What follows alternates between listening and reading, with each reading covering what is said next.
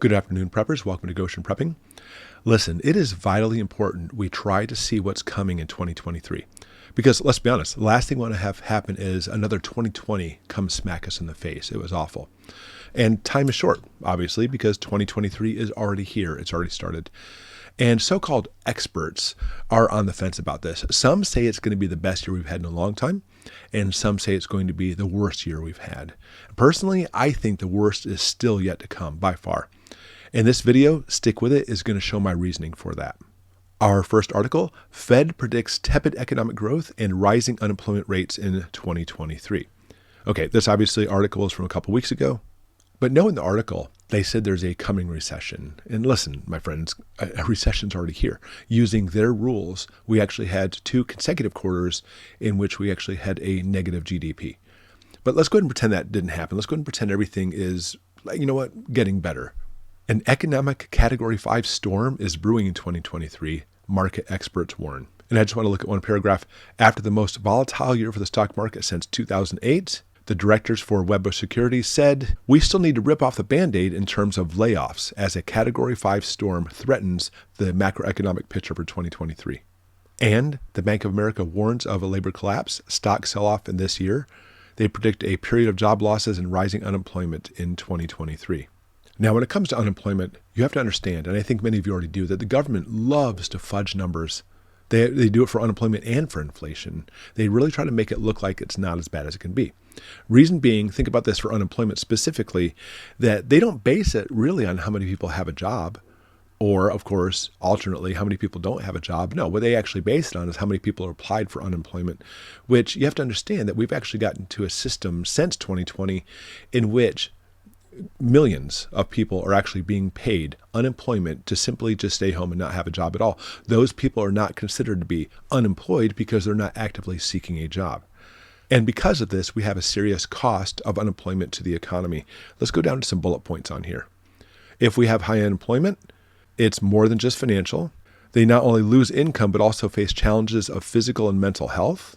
There's societal cost as well. Government costs go beyond the payment of benefits to the loss of the production of workers, which reduces the GDP even more. Of course, that's why they're talking about a recession again. And of course, unemployment also affects spouses, partners, and children.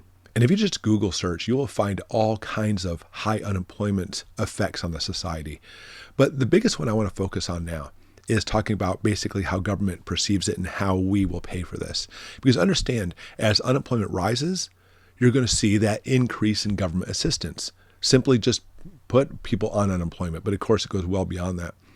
And the more people actually are in government assistance, the more our country heads towards socialism.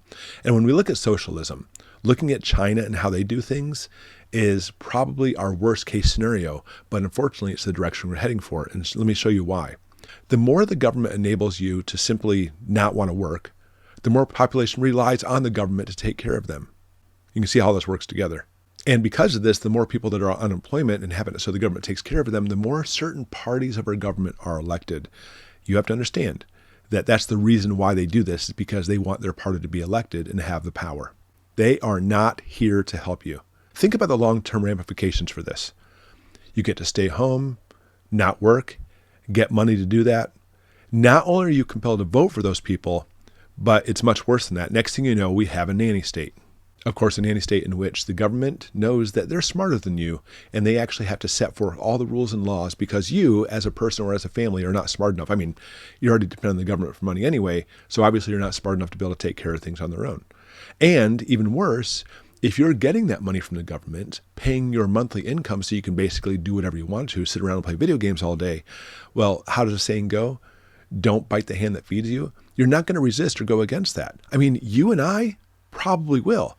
But understand, we're actually seeing a huge class of people coming up, huge, who will not resist this because guess what? They get their dreams fulfilled. Granted, they may not have tons of money, but they don't have goals or aspirations anyway. So you know what? Go ahead and pay me to sit home, play my PS4, enjoy fast food and takeout and all those other things, and I'll be happy to comply to you, government. Of course, the rest of us are going to be looking at rebels going against the system. But having complete control over you is exactly what the government wants. And if you see this in China, it's called a social credit score. The more of a good citizen you are by obeying the rules and not stirring up a ruckus, the more rights you have, and the more money you actually may receive because of this. This is their plan. High unemployment rates, even though they actually try to make it look like they have low unemployment rates, gives more power to the federal government. And giving them more power means more control of your life. That is exactly their plan.